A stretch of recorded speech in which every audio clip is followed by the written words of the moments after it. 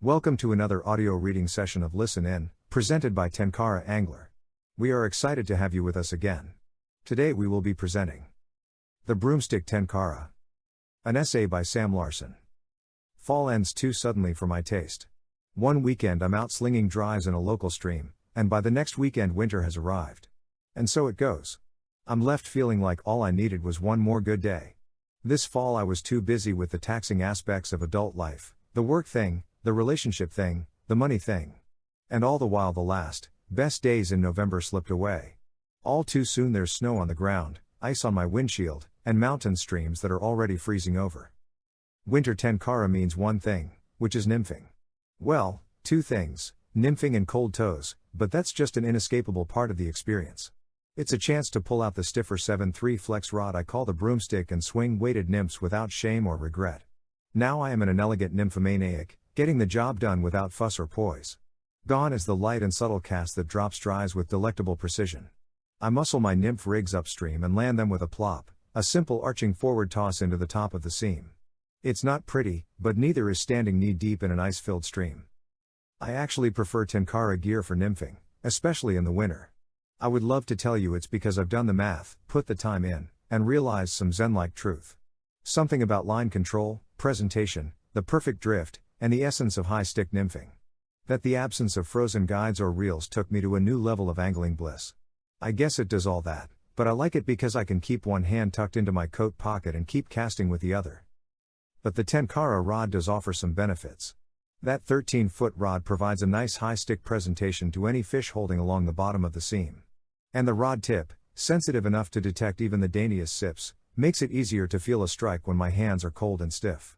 Which is perfect because I miss strikes with my western rod when I fish in the cold, not even noticing that I have a fish on the line until I go to toss the flies back upstream. I do feel an obscure guilt in catching fish in the winter. I can tell they're tired, recovering from a summer's worth of jangled nerves and pierced lips. Now they're sunk low in the water, eating what the river brings them. They've lost their summer fight. Hooked fish feel like the dead weight of a stick, a sludgy pull on the rod. The sight of silver scales rising from the river bottom tells me that I've rousted yet another trout. The accusatory glare from their eye heaps judgment upon me. It's cold, they seem to say. Unreasonably so, and yet here we are, me and my waders, shivering and with aching toes, and the trout, gasping, hauled from their winter's rest. Go home, the trout say with a final flip of the tail, come back in the spring. During the summer you can spend all day leapfrogging other anglers just trying to find a spot.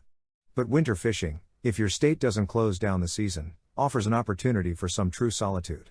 In the Front Range it's easy to have the river to yourself for a whole day, even easier if you can sneak away during the week. But of course, you are never truly alone. There's always that guy.